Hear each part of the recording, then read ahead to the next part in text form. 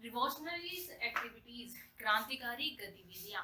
अभी तक हमने जितना भी पढ़ा है, जितना भी जो है अगेंस्ट हम ब्रिटिशर्स के गए हैं या जो भी हमने मूवमेंट स्टार्ट किए थे, उसमें कभी भी किसी को मारा नहीं गया था। सब शांतिपूर्व जो है आंदोलन किए जा रहे थे। लेकिन यहाँ पर कुछ हम डिस्कस करने वाले हैं कि रिवॉल्यूशनरी एक्टिविटीज यानी क्रांतिकारी एक्टिविटीज जो हुई करती थी, जिसमें किसी को मतलब कि जो लोग मतलब जो हमारे जवान थे, जो हमारी यूथ पावर थी, वो काम कर रही थी, तो उसके बारे में हम डिस्कस करने वाले हैं, जिन्हें रिवॉल्यूशनरी एक्टिविटीज के नाम से जाना जाता है। रिवॉल्यूशनरी एक्टिविटीज में वैसे तो काफी सारे पॉइंट्स हैं, लेकिन हम जो है ये करके केसेस को डिस्कस करने वाले हैं।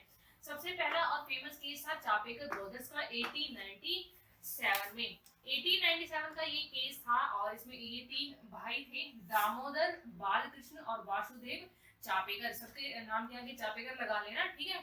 तो ये तीन भाई हुआ करते थे। अब इनका केस क्यों फेमस है, तो ऐसा हुआ था कि एक ऑफिसर था डब्ल्यूसी रांडे, आईसीएस ऑफिसर था, और ये जो है उस समय पूना में प्लेग फैला हुआ था, ठीक है। तो एक तो प्लेग से ही वैसे ही बहुत ज्यादा जो वहाँ पर कंडीशन खराब थी, ऊपर से इस बंदे को जो है ये भेज दिया जाता है ब्रिटिश के द्वारा कि वहां पर जाइए, कंडीशंस देखिए और उनके बेटरमेंट के लिए काम किए, ठीक करिए, ठीक है। Chairman of special player committee का इसको 1897 में चेयरमैन बनाया जाता है और पूना भेज दिया जाता है।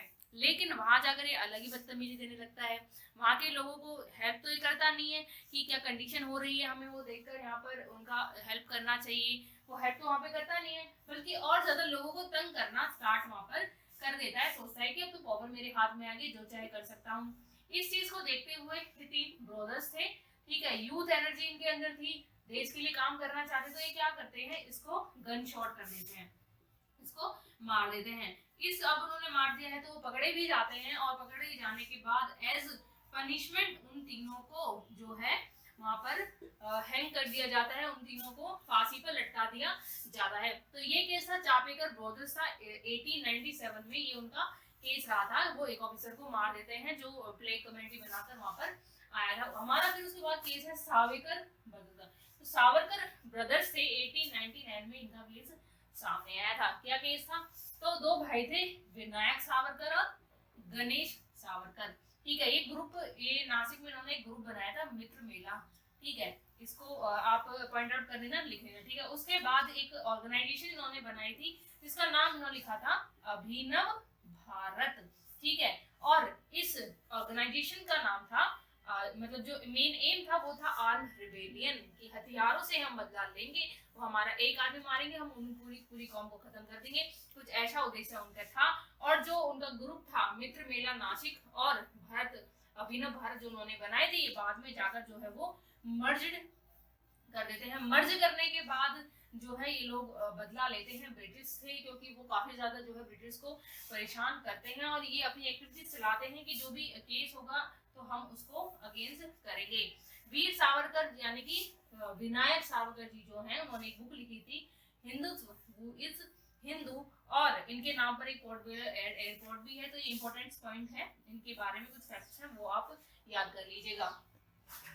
अनुशीलन समिति 1902 में जो बनी थी। अब रिवॉल्यूशनरी एक्टिविटीज है तो इसका मतलब है क्रांतिकारी गतिविधियां, जिसमें हमारी यूथ काफी बढ़ चढ़कर भाग लेती है। और इस रिवॉल्यूशनरी एक्टिविटीज का जो पार्ट है, इसमें ज्यादातर जो है जो भी मतलब ब्रिटिश हमें तंग करता है, उसमें जो है कुछ मेंबर्स मिलकर उसको मार देते हैं, ठीक है। कोई भी दिमाग खराब करता है उसको उड़ा देते हैं, कुछ ऐसा करके आप इसको समझ सकते हैं। तो एम था इस अनुशीलन समिति का, या जितनी भी रिवॉल्यूशनरी एक्टिविटीज हुई थी, इन सब का एम सेम ही था ऑलमोस्ट, जैसे कि force must be solved by force. और अगर बात करें कि ये कब इसकी एस्टेब्लिशमेंट हुई थी, तो परमानंदानंद मित्र एक व्यक्ति थे जो कलकत्ता के बैरिस्टर से, उनके द्वारा इनकी जो है इनकी फाउंडिंग हुई थी, इसको बनाया गया था।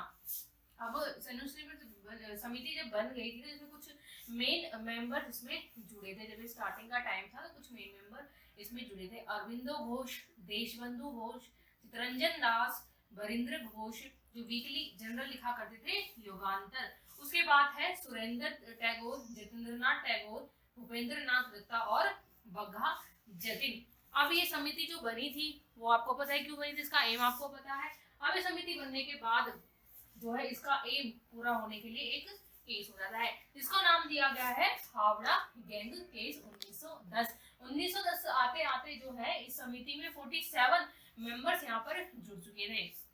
अब बात करते हैं कि हावड़ा केस, गहन केस क्या था, इसमें क्या सीन हुआ था। तो एक ब्रिटिश ने जो है इंस्पेक्टर को अपॉइंट किया था, जिसका नाम था शमशुल आलम। इस इंस्पेक्टर को जब इन्होंने अपॉइंट किया था, इसका जो मेन एम था वो ये था कि जो अनुशीलन समिति है, इसके द्वारा जो रेवोल्यूशनरी एक्टिविटीज की जा रही हैं वो नजर रखी जाए, उन पर नजर रखी जाए कि वो किस तरीके से काम कर रही हैं, क्योंकि वो सीधी सी बात है वो ब्रिटिश को नुकसान पहुंचा सकती थी। तो इस चीज के लिए ब्रिटिश उस पर नजर बनाने के लिए एक इंस्पेक्टर शमशुल आलम भेज देते हैं। ठीक है, अनुशीलन समिति में उस समय जो 47 मेंबर्स थे जिन पर नजर रखी जा रही थी, और जैसे ही अनुशीलन समिति को इस बात की खबर लगती है तो वो क्या करते हैं, उस इंस्पेक्टर को मार देते हैं। अब यहाँ पर एक लंबा चौड़ा केस बन जाता है। केस बन जाने के बाद दो व्यक्ति को जो है यहाँ पर जो है 1 साल की जेल होती है, जितेंद्र नाथ और नरेंद्र नाथ, इनको जो है 1 साल की जेल हो जाती है उसको इंस्पेक्टर को मारने के बाद।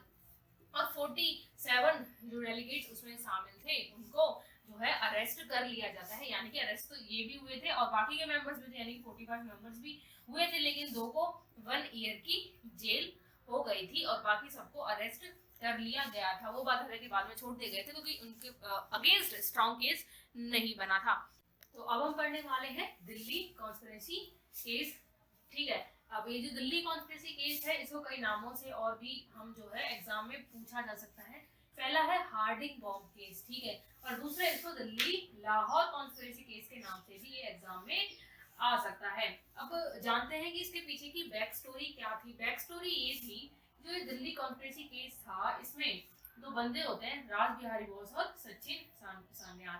तो 1902 में ये एक सीक्रेट सोसाइटी बनाते हैं, जिसका ये ग्रुप होता है। ठीक है, इस ग्रुप में अब सीधी सी बात है, रिवोल्यूशनरी एक्टिविटीज की हम बात कर रहे हैं, तो जितने भी यूथ पावर होगी, यूथ एनर्जी होगी, उसका रोल हमें देखने को मिलता है। अभी सीक्रेट सोसाइटी 1902 में बनाई थी। एम इसका यही था कि अगर ब्रिटिश की ओर से कोई भी तानाशाही हिंदूज पर होती है, इंडियंस पर होती है, तो हम इसके खिलाफ जाएंगे। अगर मेन केस की बात करें तो मेन केस ये था कि 1912 में हार्डिंग जो कि वायसराय होता है, वो कलकत्ता से अपनी हमारी जो कैपिटल थी इंडिया की, उसको दिल्ली शिफ्ट कर रहा था। उस समय ये केस हुआ था और केस क्या था कि होममेड बम जो है उस वायसरा के एलिफेंट कैरेज, यानी कि मतलब कि वो जब आ रहा था, जो है ये शिफ्टिंग कर रहा था, जैसे कि इनसे गुजर रहा होगा तो बढ़िया हाथी वाथी पे बैठ के बढ़िया शान से वो जा रहा था। वहीं जो है ये दोनों बंदे होते हैं, वो एक बम उसके जो है कबीले पर फेंक देते हैं, कैरेज पर फेंक देते हैं, जिसमें वो सिर्फ इंजर्ड होता है, मरता नहीं है। उसकी बस एक अटेंडेंट होती है जो है मारी जाती है। और इस केस में वो दोनों बच जाते हैं, बचकर भाग जाते हैं। और बात करें राज बिहारी जी की, तो राज बिहारी जी ने इंडियन नेशनल जो आर्मी थी उसमें काफी अच्छा अपना योगदान दिया है, उसको बनाने में, और गदर मूवमेंट में भी राज बिहारी जी ने काफी अच्छा अपना योगदान दिया है। ठीक है, उसके बाद सचिन सान्याल जी ने एक बुक लिखी है जिसका नाम है बंदी जीवन। ठीक है, तो ये बुक आपको नाम याद रखनी है, ऑब्जेक्ट टाइम को भी पूछ लिया जाता है। तो ये था हमारा दिल्ली कॉन्स्पिरेसी केस, जिसमें ये हुआ था कि जो है कलकत्ता से दिल्ली हमारी जो है कैपिटल शिफ्ट हो रही थी। उस समय एक घटना होती है, बॉम्ब फेंका जाता है वायसराय पर, जिसमें उसकी डिग्निटी मर जाती है, और बॉम्ब फेंकने वाले थे राज बिहारी बोस, सचिन सान्याल, दोनों बच के निकल जाते हैं। उनके बारे में कुछ ये फैक्ट्स थे, तो आपको ये याद रखने हैं। तो जो हमारा अलीपुर कॉन्स्पिरेसी केस है, इसमें दो बंदों का मेन नाम आता है। पहले हैं हमारे प्रफुल्ल चाकी और खुदाराम बोस, इन दो लोगों का इसमें नाम आता है। और इस समिति को भी जो है अलीपुर कॉन्स्पिरेसी केस में इन लोगों को भी अनुशीलन समिति द्वारा जो है स्पॉन्सर किया गया था कि आप जो है कार्य करिए, आपके पीछे जो खर्चा आएगा वो अनुशीलन समिति के लोग देंगे। इस प्लान के अंदर जो रिजल्ट आता है वो ये था कि इस प्लान में हुआ क्या था इस केस में कि मुजफ्फर का एक जज था किंग्स फोर्ट, उसको मारने का जो है तय किया गया था, क्योंकि वो इंडियंस के लिए काफी ज्यादा प्रॉब्लम्स क्रिएट कर रहा था। लेकिन उसे मारने में जो है ये दोनों बंदे फेल हो जाते हैं, और फेल होने के बाद तो लेडीज इसमें जो है मार दी जाती हैं। अब लेडीज यहाँ पर मार दी जाती हैं, तो रिजल्ट उसके बाद ये आता है कि प्रफुल्ल खुद को सुसाइड कर लेते हैं, खुद ही जान दे देते हैं, खुदकुशी कर लेते हैं, और जो खुदाराम होते हैं उन्हें डेथ सेंटेंस इसमें ब्रिटिश द्वारा दे दिया जाता है। इसके बाद करते हैं कि इस केस में जो मतलब अटैक हुआ था किंग्सफोर्ड पर, एक बॉम्ब से अटैक हुआ था, ठीक है, बॉम्ब बनाए गए थे, देशी बॉम्ब बनते थे पहले, ब्रिटिश के द्वारा बनाए गए बॉम्ब तो होते नहीं थे, अब देशी बॉम्ब बनाकर वो जो है उनके अगेंस्ट काम किया करते थे। तो इसमें जो है अरबिंदो घोष और बरिंदर घोष जी जो होते हैं उनको अरेस्ट कर लिया जाता है।